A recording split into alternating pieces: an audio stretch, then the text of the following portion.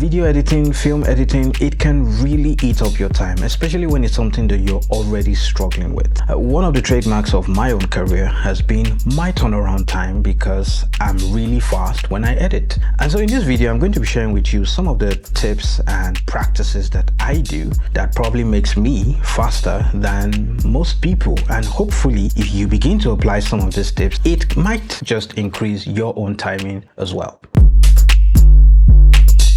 Just a quick note, I use Premiere Pro and DaVinci Resolve for my video editing, but these tips and practices can be used in whatever software you're using. Number one, don't use the Force. A Jedi you are not.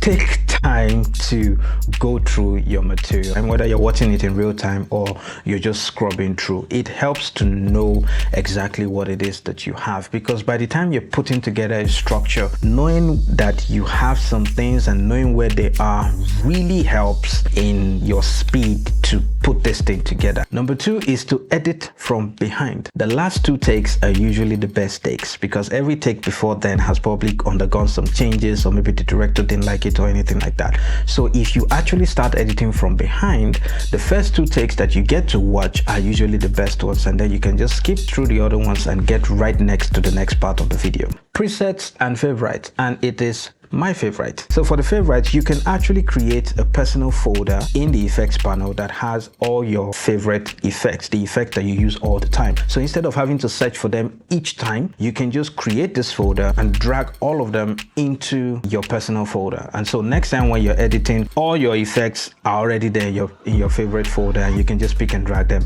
For presets, you can save timeline effects as presets, so you don't have to do it all the time. Something I use all the time for pictures and even videos is a gentle digital zoom, and you achieve this by keyframing the scale from 100 to 105. That's my personal favorite. Now, instead of having to do this with every clip, once you do it with one clip, you can just right click, save it as a preset, and then I simply just click and drag that onto any other clip in future, and it automatically takes that clip from 100 to 105 depending on the actual duration of that clip on the timeline. These little things save you a lot of time. Keep your footage and assets organized. It sounds cliche, Abby. That's exactly why you are slow. You need to take out time and make sure that you have everything, or at least almost everything that you would need for your edit. If you are constantly having to find these things while you're editing, it will slow you down, and you will end up spending a whole lot more time in the edit than you should. I watch through and I start making a note of all the things that I'm going to need, and then I take out time to now find all these things,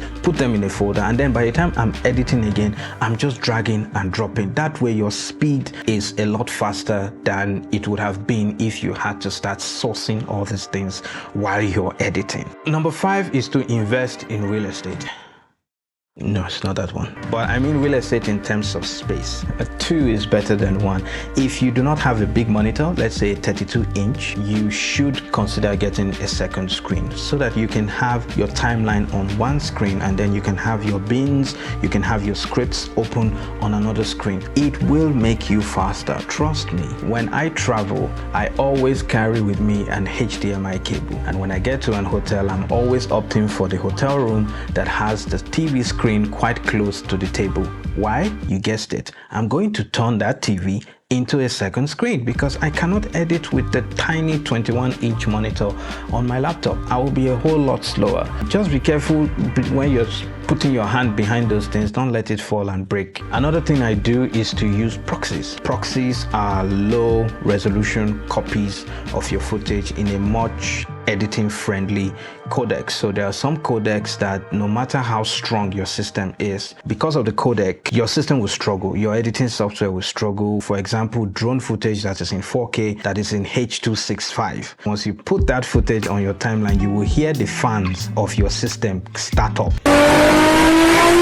Sometimes it helps to use proxies so that you can have that smooth playthrough, because when you're able to play through footage smoothly, you can go through them a lot faster, which is one of the first things I spoke about. Being able to go through those footage really fast to pick out the in and out points, it compounds, it adds up, and this automatically helps your speed in the long run. Number 7 will be, shortcut keys. Trust me, it works. There are some repetitive actions that we do all the time, and if we can use a key for them, it makes us a lot faster on the long run. Each of these tips might not seem like much, but when you combine them together over a period of time, you really get to see how much time you save. The secret to using shortcut keys is to make sure that one key is sufficient. Your shortcut key shouldn't involve you combining two keys, because then it's kind of defeating the whole purpose of it. So assign one key to it and make sure that the way you assign it on your keyboard, your left arm is sufficient for your keys, freeing up your right arm to focus on your mouse. Now here are a few of my own short keys, and you might choose to adopt them, or you can simply assign the ones that work for you. But these are some repetitive actions that you should definitely be considering assigning your own short keys to. So I use W for cut, that's for simple cuts or splits. If you hold down your Alt and then you scroll up and down on your mouse, this would enlarge or make your timeline smaller. Now there will always be need for you to duplicate a clip. All you need to do is just hold down Alt and then click and drag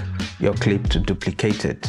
Q is my favorite. Now I assign Q for ripple trim previous edit to playhead. This will trim the beginning of a clip to the point of the playhead and also fill up the gap. And then finally, I always use the slide tool, which is U. This will change the in and out points of a clip without altering the clip's position on the timeline. Now I have 5 more tips that I'd like to share with you, but I'm trying to keep this video as short and concise as possible. So there will be a part 2 to this video. So if you haven't subscribed, now would be a good time to do that, and make sure you hit the bell icon so that you get notified when the part 2 of this video actually comes out. In the meantime, you should check out my video on how to build a professional timeline. All right, bye for now.